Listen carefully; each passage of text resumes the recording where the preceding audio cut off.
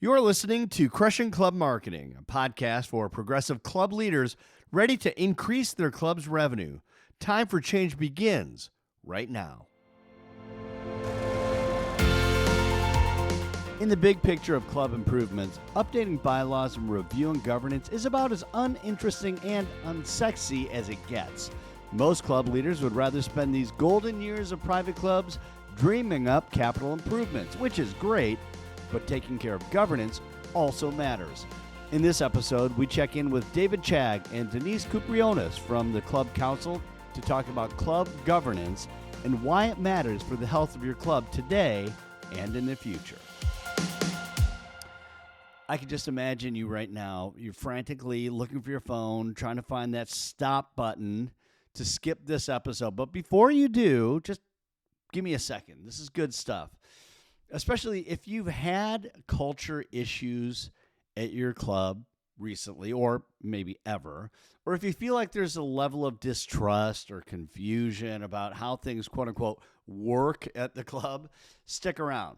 If you want to grow membership, your club has to be financially and culturally healthy. We know that because you know what it looks like when a club in your market is in trouble.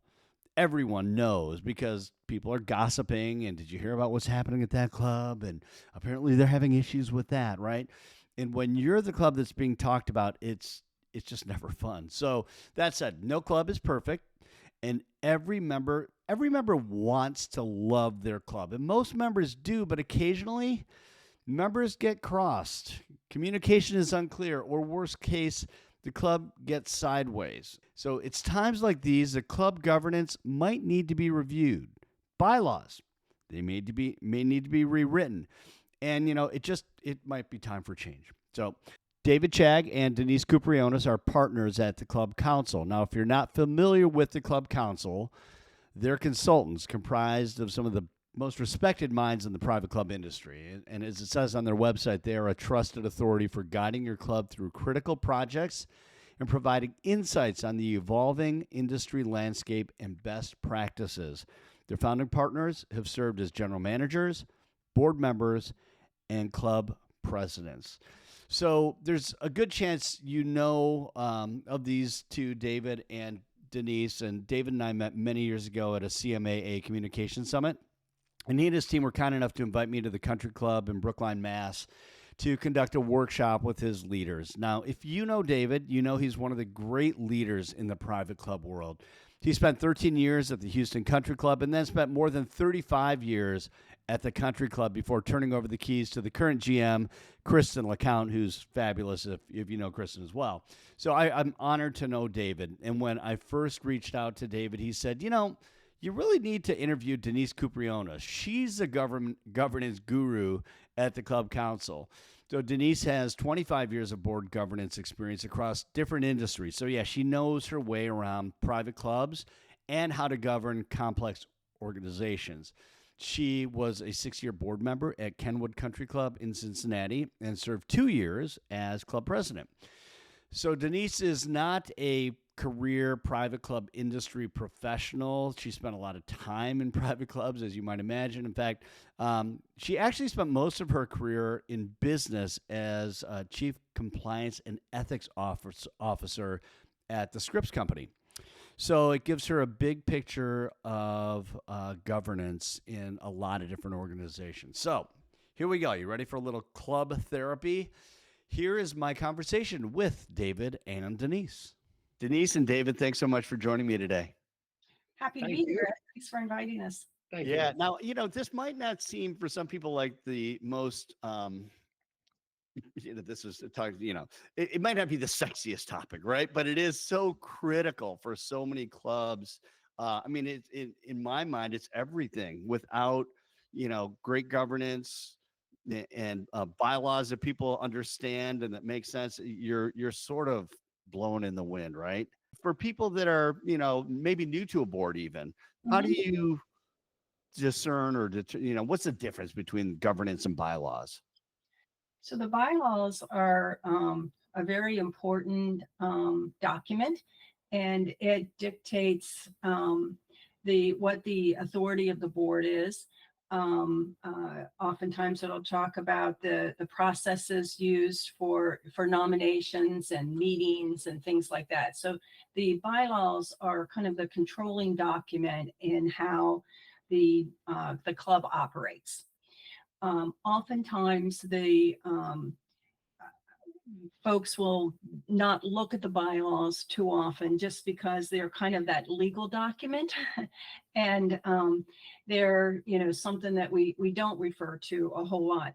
I like to use another governance document is Board Governance Guidelines, which is kind of the plain English version of the bylaws.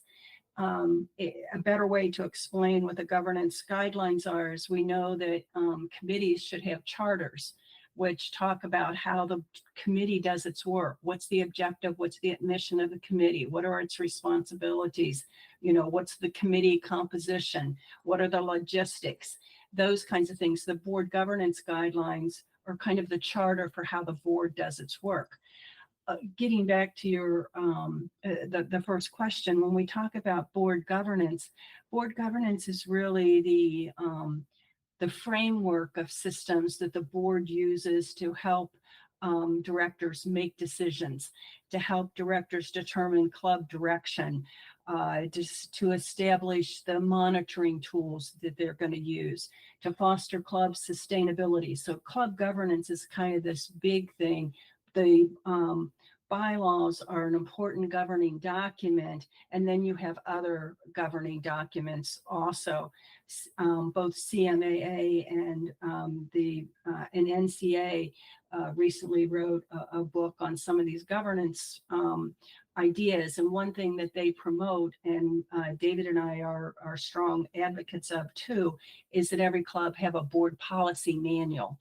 And within that is some of the, it goes a little more in depth than what your bylaws might do, and talk about the processes and the protocols that the board uses to carry out its responsibilities. Yeah, and I'd add that when it comes to the bylaw element of it, it's not unusual for clubs to not revisit the bylaws on an annual basis. They kind of get reproduced, they're part of a book, whatever it is, and people say, oh, it's the same thing year after year. And it's not really addressed, and it's be good to have some type of system in place where you at least acknowledge it, look at it, and understand clubs evolve, bylaws need to evolve. For sure. Not every club practices according to the bylaws. And I can tell you there were things that we were doing that, the bylaws are great as a tool and document, as Denise says, but the actual practices evolve over time and they can evolve differently. And if you don't sit back and look at them at least annually and talk about the bylaw structure, the governance structure, how they're operating together, you can go for a period of time and go astray with some of these things. So getting clubs to understand the importance of at least reviewing it and talking about it on a regular basis is a good thing. So if just from a straw poll, like if you're, in your experience in the industry and conversations that you have with clients or with peers of yours, how many clubs or what percentage of clubs do you think actually really adhere to their bylaws? Whether it's strictly or 80%, what percentage of clubs do you think are doing that? Gosh, I'd jump in and say, I think a majority of the clubs are really striving to work according to bylaws. And I think when we talk about being off from some of the bylaws, it's a small percentage. It's not a large one, in my opinion. I look at it and go, I think they just don't, like for us, I mean, we've been around 130 years at the country club, and you look at it and just say, we developed over time a position on the board to be a governance position, so that we were constantly talking about it at board level with reporting and understanding what is happening. And someone was focused on the parts of it. And I think that's more the evolution today. The clubs, they're thinking more about bylaws. They're thinking more about governance. They're paying attention to it more, which is very helpful. Yeah, but I would add to that the bylaws are kind of the overriding governing document. Your board policy manual, as I said, goes a little bit deeper. I think David's point that periodically we need to review the bylaws is so important, because one thing that we have seen in many clubs, as boards have evolved, as clubs are evolving their board governance model, more clubs, in the old days, so to speak, club boards were very involved, for example, in operations, right? And clubs are now moving away from that and moving to a true governance role where the board's role is oversight. We can go more into detail about what the board's role is, but my point is many of the bylaws don't reflect that. So I would say in many of the bylaws that we looked at, the bylaws put all authority to running daily operations at the board level. Mhm. And that's not what we want to see as governance evolves, because we want the general manager or the CEO, whichever title you're using, they should be in charge of operations, and the board is oversight and strategic and making sure you have the right general manager, CEO in place, right? And the GM, CEO should be direct. The board only has one employee, and we want to make sure that that employee has the responsibility and that it's clearly defined in those bylaws. I would say that's an area that we see often needs to be amended Mhm. in the bylaws. And And David, I want to go. Can I go Well, back to something you said? You said that they're thinking about it more. Mhm. Why is that? What's causing that to happen? Well, I think clubs are evolving, and board governance is everywhere. Is almost anymore. You can't pick up like the Wall Street Journal or the New York Times without reading about a public company or a private company, the board governance, and the author of the article will say the board messed up on this or the board did a great job on this. So everybody is more aware of how governance happens.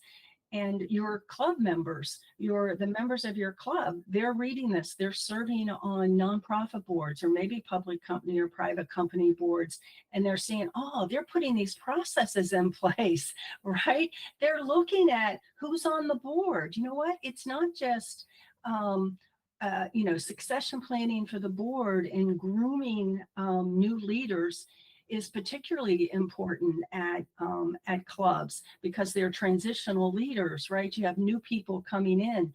Oftentimes I've said to general managers, gosh, I think you have the worst job in the world simply because in this regard, you have a president that comes in and maybe serves for a year or 2 years. And they're saying, if I was the president at the country club and David was general manager, I'm saying, this is how we're going to do things. And then next year he gets a new president that comes in and says, oh, no, we're not doing that.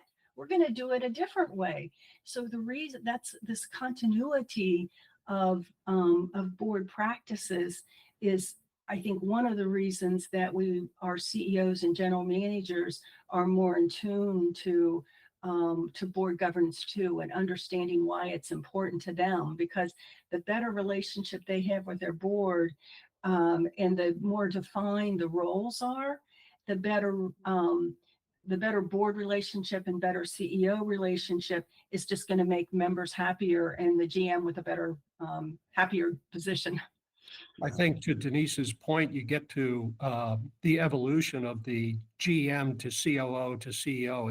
It's this evolution that empowers an individual to be consistent at an operation, whereas the people at the board level are turning over. And to your point, Ed, I thought of immediately is number one, transparency. There's more transparency today than there's ever been as to these boards, how they operate, committees. Accountability. So there's transparency and then there's accountability. And so people coming into these roles want to be sure that they're doing the right job. And what is it that's in place that's telling them they're doing the right job? Well, if that information hasn't been reviewed over time, they don't know. And if the leader of the organization is not empowered in a way and challenged professionally in a way to be doing the type of onboarding and reviews of information, et cetera, of whether committee members, board members, et cetera, for that consistency factor, then you tend to fall behind. And I think last is communication. You look at it with good, look at what you're doing, Ed. I mean, people want communication. They expect information yesterday. They're not going to wait till the end of the month like they used to. So there's this feeling for communication and what's going on, and a timeliness to it that really holds you accountable, and it's just more transparency. Yeah, in so many ways, it's what what I hear you both saying, and what keeps going through my mind is that also that there seems to be general distrust in a lot of leadership roles for whatever reason today, and a lot of people, there's generally, I think, a lot of people thinking that there's maybe something nefarious going on, or something that maybe not quite, but something that's just not right. Like people they're not playing by the rules, right? And that need for, like, that transparency, like you're saying, David, and for people to, process wise, to say, no, we have a process that we actually adhere to, and people that are serving that can see that. But I'm wondering, how often are bylaws usually updated? Like, is there a rule of thumb? And then, my second part of that is, like, what are the signs that maybe bylaws are outdated, or the way the club is operating? Like, what are the things that you see, or when people come to you and say, hey, this is happening, what are those signs, and how often should they be reviewed? Well, I think that reviewing the bylaws on an annual basis is a good idea, but the bylaws are every detail should not of how the club is run is not contained in the bylaws. That's the reason we have these board policy manuals, because that's where kind of the details. And I think you mentioned some member, it's the we want members. Traditionally, I think we're seeing more members involved in voicing maybe concerns about the board, about boards and what boards are doing, if the board has been working kind of in the closet, so to speak, or in the upstairs room, and nobody knows what's going on, right? The board needs to be transparent. The board has to understand, we talk about the board is accountable. David mentioned accountability, and the board, the board only acts as one, so the board is accountable to itself. The board is also accountable to its fellow directors. The board is accountable to the general manager, and the board is accountable to the members, right? And they need to remember that. Directors need to understand what their role is. We have to define these roles, and often that is done again in the board policy manual. But directors, we talked earlier about kind of this evolution, and why are we seeing more interest in board governance today than we have in the past? And a lot of it is because the board members are really starting to understand that they have a real job, right? And oftentimes in nonprofits, board members forget that they have fiduciary responsibilities. So a board member at a club has the same fiduciary responsibilities that one of your large non-public or public company boards have. They're the same fiduciary responsibilities, but sometimes we forget about this duty of care and duty of loyalty and what that means. Sometimes I think that I've said to other board members at clubs, I think board members at clubs have a really hard job, harder maybe even than a public company or a nonprofit company board, because at clubs, we're usually members of clubs because we love our club. We are passionate about our club. In my case, I tell people my club it's my happy place. I love to go up there and be a part of it, right? Whether it's playing golf or having a cocktail. But the problem with that is, as a board member, if you're a board member of your local nonprofit, whether it's, United Way or the Girl Scouts or whatever, or a public company, you do all your prep work, right? You should have advanced materials. You do all that same thing as you do at your club board. You get prepared for those board meetings. The difference at your non-public or your public and private nonprofit boards is you do your work and then you go away. A club director, I'm going up there for a cocktail tonight. Right. Yeah. See my fellow board members who I'm accountable to. So it's really kind of, it puts your club directors in a more precarious kind of situation, of keeping material confidential until it's time to be distributed to board members, and yet at the same time listening to members about what they want.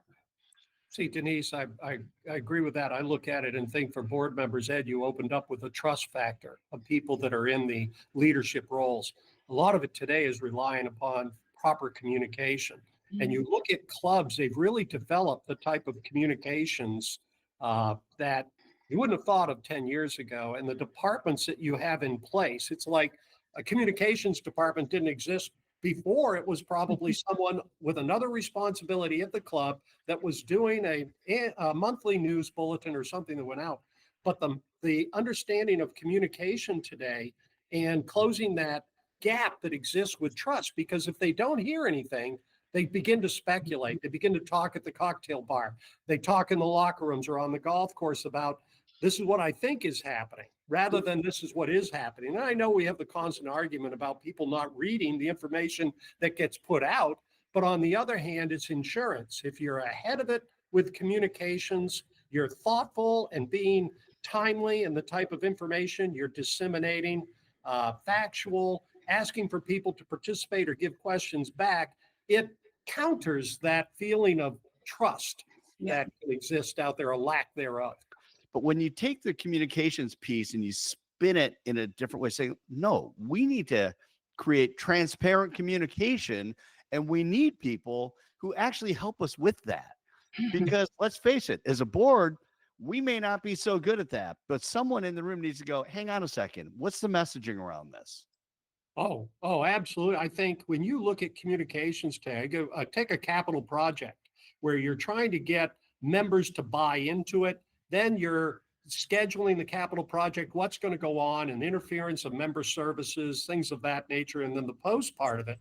Once you start putting together a capital project, and not once you start, I mean, even before, you're paralleling that with a communications project.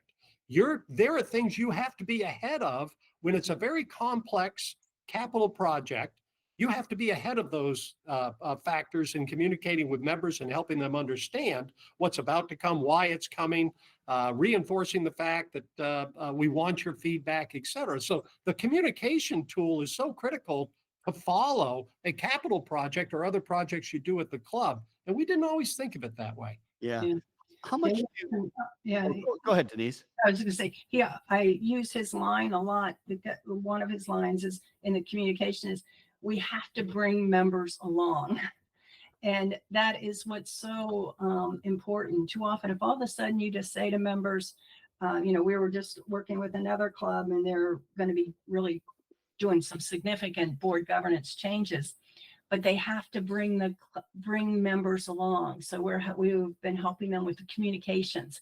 How do we talk to the board, or how do we talk to members? How do we share what we're doing? And let's get their input, right? Let's just don't all of a sudden say, this is what we're going to do, right? Let's get some input. As David would say, let's bring them along. It's the same thing. We talk about this internally as Storyteller, which is like, how do I get buy-in? Well, you get buy-in by asking people and engaging them in the conversation so they feel like, all right, we're all doing this together and challenging each other. I'm curious, how are clubs adapting, or how does this sort of shifting demographic of clubs, like we hear this all the time, right? Like, we need younger members, or, we need to focus on younger members, and how are we going to bring them in? Has that created a need for reevaluating bylaws and how clubs are being governed? Is there anything with that at all? I don't think it creates a need to change anything in the bylaws, but certainly it's an important issue when we talk about who's in the boardroom, right? And this is maybe particularly important at clubs. It's so we have to think of, and something that clubs have not done traditionally, think about succession planning for the board and for its committee leadership positions. We think traditionally at clubs, oh, we have our annual meeting next week. Oh, okay, who's going to run for the board? And then all of a sudden we do it. Instead of sitting back and, succession planning for the board in leadership positions should be really a year-long process, right? We have to think about who's at the table, right? We need speaking just kind of generally here, because it's who's at the table is important, is a little bit unique to each club. But generally speaking, you're going to want somebody that really has some good financial background, some accounting background, that really knows how to read the financial statements. Oftentimes, you're going to want somebody with a legal background on the board. And if you have a big, when you're thinking about who's going to be on the board and what skills you need, it always starts with strategy, right? Where's our club going? If we really need to evolve and move into, think more about next gen issues, or if we're having a big project, who on the board brings that perspective? We want to make sure that in the boardroom, not only do we have these particular skills that we need, but we also want to make sure that we have a diversity. Do we have enough men on the board? Do we have enough women on the board? Do we have people that represent tennis on the board? Do we have people that represent golf on the board? Do we have a varied age groups on our board? It's really important to get all those perspectives, and thinking that through is not something you do 2 weeks before your annual meeting. This is about succession planning and really spending time thinking about who's going to be our next leaders and who do we want to be on the board. You know, the other thing I would add to that in the governance area, dealing with younger generation coming up into it that are now getting onto committees, or you want them on committees and getting involved, is respecting the time element that's there. And you look at today's Zoom meetings that obviously were introduced during COVID, and what came out of it, and the way people operate today is there's just a demand. People want to know, but if they're going to be engaged, you need to evaluate how you're governing, how you're working them into it so that it's convenient for them.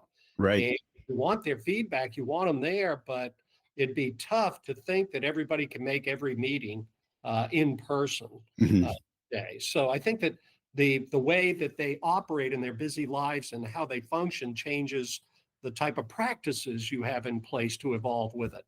Right. Even down to, you're asking members who are volunteers to do this, make that time count.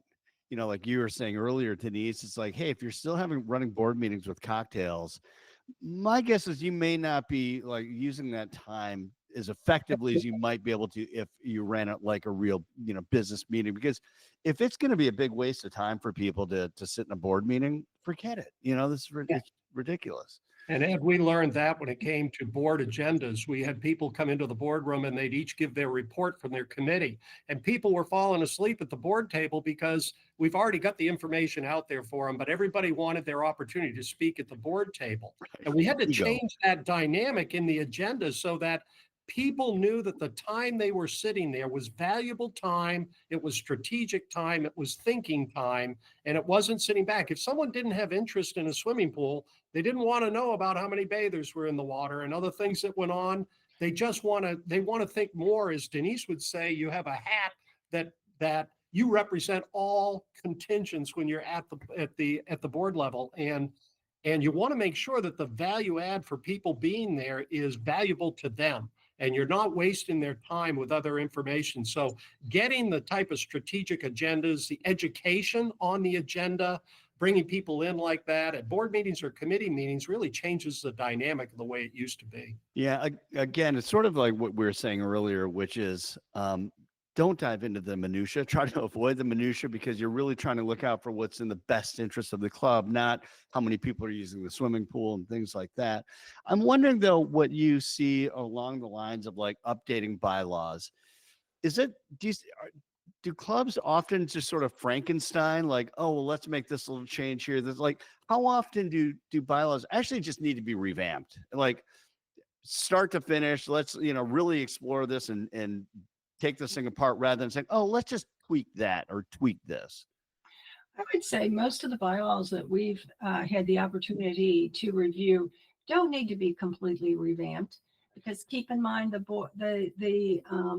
bylaws are the high level rules, right? What needs to be revamped is how you carry out those responsibilities that are talked about in the bylaws. So generally, it's not the bylaws that have to be totally revamped. Now, I was working with a club not long ago, and theirs really did need to be revamped. But most of them, they don't need really big structural changes.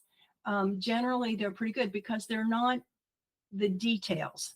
It talks about the general board's responsibilities, with the exception of, I would say, the one exception to that is that many bylaws that we see still delegate the responsibilities for running the club at the board level. And that's usually that's a big change that I think that many bylaws need to be amended. But for the most part, there's not, the bylaws aren't just like, oh, let's just throw them out and start all over, right? Because it's the high level piece. It's how you carry out the board's business and how you prepare board members. David mentioned, several good things in his just comments. One was talking about preparing board members to serve. Right. So first, it's that whole succession planning, trying to figure out who are your next board members, who are the next directors, your next club leaders. But then it's preparing them for service. So, I like to think there's an orientation. You have to have a fulsome orientation program. And when I talk about orientation, it's generally that one time meeting that might be 3 hours that's going to really show you how the sausage is made. What are the financials, talk about what we expect of our board members, what are the responsibilities of a director. And then you have onboarding, and onboarding might be a 2-month, 3-month kind of process where, maybe you pair them up. You have a board buddy for a couple of months where you can, that board buddy might talk with the new board member right before the board meeting and say, hey, here's something we've been talking about. Because keep in mind, joining a board, any board, is really like jumping on a moving train, right? It doesn't stop. So the board has been talking about issues for a while. So having this board buddy kind of helps you get up to speed. And then it's about continuing education for your board members. How do they continually, we strive and we want our general managers and the folks that report to the general manager, we want them to keep educated, right? We want them to keep learning what's going on in their industry, whether it's culinary or something else or golf. Well, what are the board members doing to continue to learn, be educated too? Because, usually there's only one expert in the room, in each boardroom, and that's the general manager, right?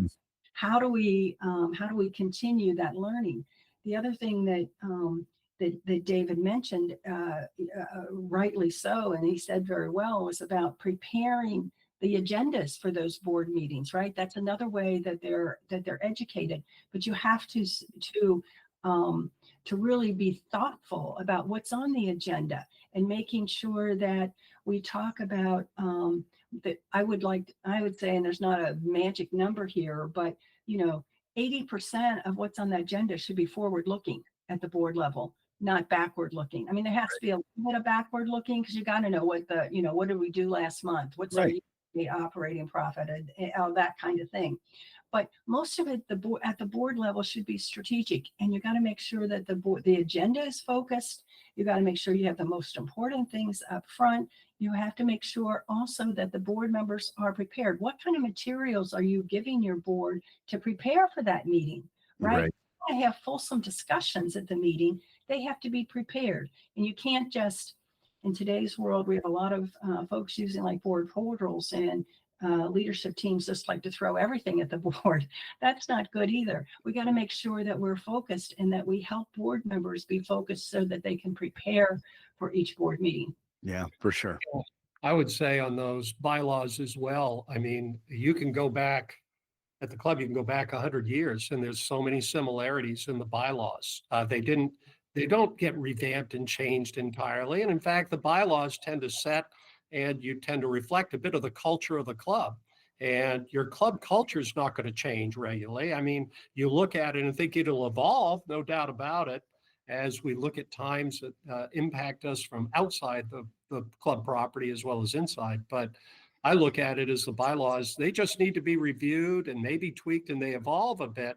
But as Denise says, it's the practices, et cetera, you really want to pay attention to and how you're evolving with that. but I think of the bylaws representing the culture, and it's not something you turn upside down regularly. This is actually kind of magical, how your segue there, and this has happened several times in our conversation. But I did want to go to culture, and because the culture of a club is so important as it relates to its longevity, because our clubs are all in communities, and when weird, goofy, dysfunctional things are happening within our club family, people in the community know, right? Hey, I heard something weird's happening at your club. Yep. And you develop a reputation, and which can ultimately be detrimental. And I would just love to hear your thoughts on how governance, probably more than anything, affects culture, which can, it's like, again, it's so much like get to the root, like address the root. If you've got a culture problem in your club, there's probably, in my mind, as a business owner, there's probably something organizationally, operationally, whatever, that probably needs to be addressed. Yeah, absolutely. I'll start. Culture, you can define culture a lot of different ways, but culture, basically is the behaviors that are accepted, right? It's the behaviors we accept in the boardroom or the behaviors we accept from members. And, when you talk about members, and if it's the behavior we accepted, you have to make sure that the club has rules, right? What is it? Many clubs still have, there's certain attire, clothing, how you dress to go into Dress different code, yeah. groups and things like that. We have a dress code, and do we enforce those principles? Or those rules. And so when you think of it, like I said, based on members, what are the rules? What are the accepted behaviors and the not accepted behaviors? And do members know what they are? We talked earlier about communication. Do members know we got to communicate those rules? And then we have to make sure that we have a discipline process, and that we treat any infractions fairly across all the members, and that we do that consistently and fairly. Do the same thing in the boardroom. You have, what's the boardroom culture? Do we have bullies? Do we allow that? Do we allow one person to dominate? What's the culture? What's the norm in that boardroom? And sometimes we talk about doing board performance reviews, which is a good thing that every board should do on an annual basis, and a lot of different ways to do that. And I won't go into all of that, but what comes out of that sometimes is, John Smith over here, he's always beating his hand and he's doing this, and, Mary Lou over here, she leaves halfway through every board meeting, so you really have to understand what is the accepted culture in your boardroom, and make sure that we have expectations. That's why I'm a big proponent. I talked earlier about your governance guidelines. What's the charter? What's the expectations for board members? And have we let them know that, so we can help ensure we have a good culture? Mm-hmm. Yeah, and great explanation. I would say that when it comes to those reports and things that have gone on at a club, and it gets a reputation and what it might be, I think it comes to the forefront when you look at recruitment too. So you're looking for somebody. If we're responsible for recruiting the right individuals for a search committee to evaluate and come in there, we need to understand how that board and that culture operates within the club. We're not going to try to advocate for an individual to be considered for a job when we look at it and there are pieces that we need to understand and why it's happened, et cetera. So that cultural fit and being consistent and earning that reputation over time. Every club, it doesn't matter what the club, there are blips in time, something happens, whatever goes on. It's, that doesn't determine who you are for the rest of your journey. But it's more, if you're going to put somebody in there, you do need to know what is happening. What's the culture of the club at the boardroom, at a committee level, within the membership, and also within the community. Everybody tends to think it's a private club and they're private in nature, but you're part of a community that isn't private. And so understanding your relationship, the perspective on it, et cetera, is important. And particularly when it comes to recruitment, if we place somebody, we guarantee that person. If we're going to guarantee them, we want to make sure that we've been as transparent and honest and know the information of that club. So that cultural fit is an important part of what we review. Yeah, for sure. Oh, I was We gonna can say, I would just add to that because I think that's so important. If I was a general manager or chief operating officer and I was interviewing for at another club, this would be one of my first questions. Tell me about that culture between the board and the CEO. Tell me about that culture in your boardroom because that's your boss. And I want to know what it is. We often, and I don't want to sell or get into this, but we often do what we call a board advance as part of when we do the recruiting that David mentioned, so that we understand that board culture, because we think it's an important question that potential candidates are going to be asking. If I was a GM, I want to know what my boss is like. Right. Yeah, for sure. So I always love to kind of bring it home with some actionable work that someone could do. If you're listening to this podcast, I hope there's something here that's helpful. But I two questions you can answer however you'd like, because I think they're kind of connected. But what are the indications that you might really need to revisit your governance? And because what I'm hearing you guys say is that bylaws are usually meant to be high level. It's how it's executed and interpreted and then executed. So what are some signs? And if someone feels like, gosh, we do need to explore this, how can they, a GM could be listening, a board member might be listening who feels like they're the only person on the board who wonders, but aside from reaching out to the club council, what are the things that they can do to really start to explore, to say, hey, is there something here? Should we be looking at something that is going to be more of a long-term fix? Yeah. I mean, I can, do you want me to start, David? Go right ahead, Denise, I'll follow. No, and I think it's a great question. And I mean, the culture in your club, we've just talked a lot about that. And if you're not hearing good things about the board, and you just say, oh, they're just kind of in secret and we don't really agree what they're doing, something has to be fixed. And I would encourage general managers to be proactive about helping the board do its work, for some of the reasons I mentioned earlier, that the more you help your board be better, the more you're going to create, the more you're going to help yourself, because we want to have a good relationship between the board and the CEO, or the board and the general manager. But you asked too about things that they can do if they know something's if the GM feels something's off and they feel that culture in the boardroom. What can you really do? One, I would really look at what are the past processes? How is the board actually doing its work right now? Understand that. Then I would talk with, and I would do some research. Look at, like Club Benchmarking often has some good stats. There's articles. Talk to different folks like, David and I, and there's other consultants, other groups too. But talk to them about what are the, what kind of board practices are you seeing that's effective? Get some facts so that you can have a good conversation with either your board president, or if it's not the board president, somebody that you think is attuned to better governance. Kind of get a friend, somebody that can be on your team to help you talk about this. And then, and share with that person what you're seeing, best practices in the club industry, right? Share with them what others are doing. Discuss the importance of boards taking a pause to look at how we do our work. By doing that pause, sometimes I say that I didn't make up the saying, but I love it. The 7 most dangerous words in the English language are, we've always done it this way.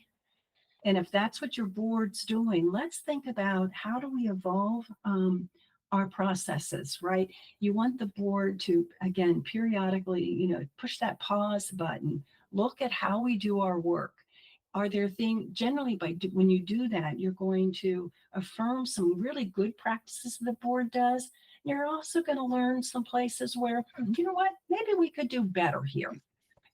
How can we make our processes better? How can we demonstrate? I think for the board, it's about demonstrating their accountability. How do we demonstrate our accountability both to the GM and to our members? That's how we talk about culture. We want to be able to do that. So consider if I'm a GM just thinking about changing this, again, I'm going to look at what are best practices, what are other clubs doing. I'm going to find somebody on the board that I can really talk to. Maybe you have a governance committee that can help you talk through some of these things. Arrange some time on the board. Maybe it's just an hour, maybe it's 30 minutes, but talk a little bit put on your board agenda. Let's take a pause and talk about how our board does its work. How do we prepare our agendas? What are the processes we do? What are the policies that we have in our board policy manual?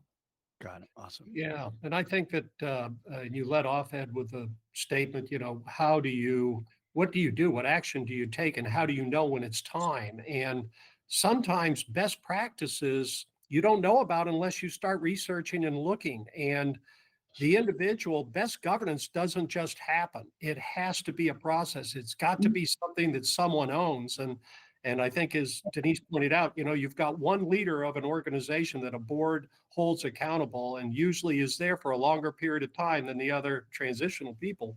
And you look at it and go, you own it. There's something that can be done. And being passive is not the way. It's really being more progressive, looking at it, as Denise says, researching it, comparing it, coming up with where you are. If anything, a retreat once a year, and a retreat can be a half day in the clubhouse or whatever. Don't make it into something where you're traveling to a different city or whatever. And it's always good to have a third party sitting at the table, but at least once a year, step back, look at it, and conduct an overview of how you operate, what you see in the industry today. How could we be better at what we do? And I think that element of it is one that slips by because it's tough to take ownership in it. It's not something that is immediately pending on many managers' desks, and it might not even be part of an annual review of a COO of an organization, and should be, as to how are you helping us evolve in governance. Yeah, David mentioned, getting better. And, we like to say the whole board governance piece and working with the board, it's always about getting better at getting better, right? That's what we want to do. We want to keep learning. We want to get better at getting better. Yeah. As we say, it's progress, not perfection, Yes. right? Yeah. And it's not that you're broken. Many times they don't want to hear that they're broken. They're proud of being an officer. They're proud of being on the board. They don't want to hear they're broken. Right. Well, this isn't about being broken. This is about being better. And if you can get that mindset, it helps. That's awesome. Denise and David, I've learned so much, and it's been really, really helpful. Hopefully our listeners feel the same way. Thank you so much for your time today and for sharing your expertise and wisdom. Well, it's been fun talking with you, Ed. I enjoyed this opportunity to meet you, and I hope we get to have more conversations. Ed, with great respect, what you do is really helping our industry out there. So thank you. Thank you for saying that. And I look forward to catching up again sometime soon. And thank you for listening. If you find this podcast helpful, be sure to subscribe on iTunes, Google Play, Spotify, or wherever you get your podcasts. Until next time, keep crushing your club marketing.